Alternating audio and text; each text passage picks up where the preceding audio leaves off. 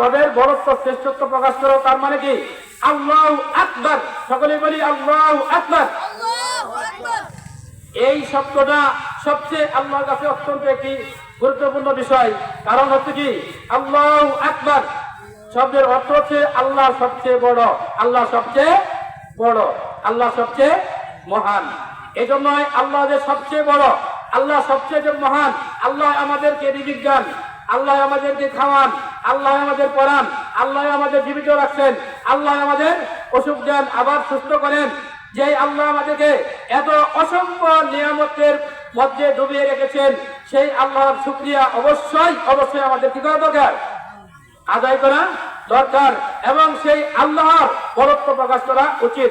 এই জন্যই আল্লাহ আমাদের নবীকেই জানিয়ে দিচ্ছেন, আল্লাহ রাব্বুল আলামিন জানিয়ে দিচ্ছেন যে কি ওয়ারাব্বাকা ফাকাব্বির, তোমার রবের বরত্ব প্রকাশ করো। তার মানে আল্লাহু আকবার ধ্বনি প্রকাশ করো। আমাদের মিছিলের স্লোগান হবে কি? লিল্লাহি তাকবীর আল্লাহু আকবার। আমাদের মিছিলের স্লোগান হবে কি? লিল্লাহি তাকবীর। তারপর কি হবে? আল্লাহু আকবার। অর্থ কি? আল্লাহ সবচেয়ে কি? আল্লাহ সবচেয়ে বড়, অর্থাৎ আল্লাহ সবচেয়ে কি? মহান বা সবচেয়ে বড়। এই বিষয়গুলিও আমাদেরকে আমাদের নবীর মাধ্যমে এই কোরআন কিন্তু আমাদের এই বিষয়গুলি জানিয়ে দিচ্ছেন। এই বিষয়টা কি? আমাদেরকে জানিয়ে দিচ্ছেন। তো এই জন্যই আল্লাহ যে সবচেয়ে বড়, এটা কিন্তু আমরা অনেকেই মানি, আবার অনেকেই 100% মানি না। কারণ কি? দেখেন কিছু লোক আছে যে আল্লাহ কেউ মানে, ইল্লাহ কেউ মানে, তাই না? একটা গান আপনারা শুনলেন না, পীরের বাড়ির গান, অনেকে শুনছেন না? আই বড় পীর আব্দুল কাদের জিলানি জিলানি, তোমারি নামের গুণে আগুন হয়ে যায় পানি। আই বড় পীর আব্দুল কাদের জিলানি জিলানি, তোমারি নামের গুণে আগুন হয়ে যায় পানি। গানটা শুনছেন না? এই গানটার মধ্যে কি কথা আছে জানেন? এই গানের মধ্যে শিরের কি কথা রয়েছে? শিরে কি কথা রয়েছে? যদি কোনো ব্যক্তি এই গানটার বিষয়বস্তুগুলি কি করেন, বিশ্বাস করেন, তাহলে সে কি হবে? মুশরিক হয়ে যাবে। মুশরিক অর্থ কি? যে শিরক করে, অর্থাৎ শিরক থেকে মুশরিক, যে শিরক করে তাকে বলা হয় মুশরিক। তাহলে আমাদের দেশের অনেক পীরপন্থী লোকেরা, পীর কিন্তু ভালো জিনিস, পীর কিন্তু খারাপ না, কিন্তু আমাদের দেশে অনেক পীর আছে খারাপ। এমনি ভালো পীর যারা, তারা কিন্তু খারাপ না, কিন্তু আমাদের দেশে কিছু পীর আছে তারা কি? ব্যবসা করে। তারা কি করে? ব্যবসা করে।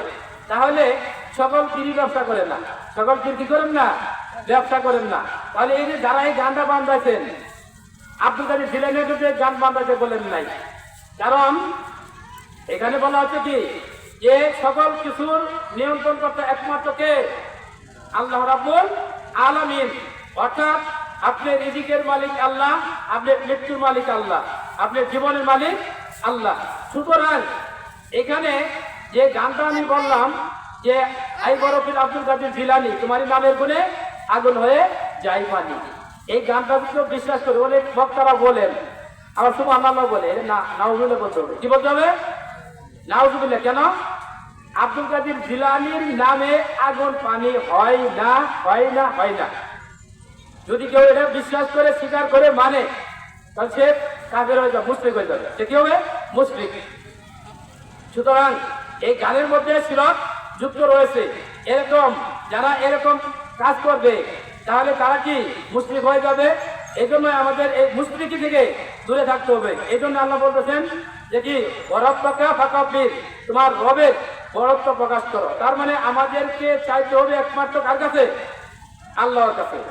আমাদেরকে কোনো পীরের কাছে কিছু চাওয়া যাবে না। আমি সিলেটে হযরত শাহজালাল রহমতুল্লাহ ইয়ামেনী রহমতুল্লাহ আলাইহির দরবারে গিয়েছিলাম। সেখানে গিয়ে দেখছি যে সেখানে মাজার রয়েছে, সেখানে কয়েকজন লোক দেখলাম, অল্প 2-4 জন, তারা ওইখানে কবরের পাশে গিয়ে নামাজ পড়তেছে। কবরের পাশে গিয়ে কি নামাজ পড়তেছেন এবং সিজদা দিতেছেন। কবরের পাশে সিজদা দেওয়া কি জানেন? কবরের পাশে সিজদা দেওয়া কি? হারাম। কবরের পাশে সিজদা দেওয়া কি হারাম। অথচ শাহজালাল রহমতুল্লাহ আলাইহির পাশেই মাজারের পাশে কি আছে জানেন? মসজিদ আছে। কি আছে? মসজিদ আছে। মসজিদে আপনি নামাজ পড়বেন, মসজিদে সিজদা করবেন। কিন্তু যে বা যাহারা এই কবরের পাশে গিয়ে সিজদা করলো তারা মুশরিক হয়ে গেল। তারা কি হলো? মুশরিক হয়ে গেল। আর যারা মুশরিক হয় শিরক করে তাদেরকে ব্যবহার বলা হচ্ছে, আল্লাহ বলছেন ইন্না শিরকা লাযুলমুন আযীম, নিশ্চয় শিরক সবচেয়ে বড় অপরাধ। আর শিরকের অপরাধ আল্লাহ ক্ষমা করেন না।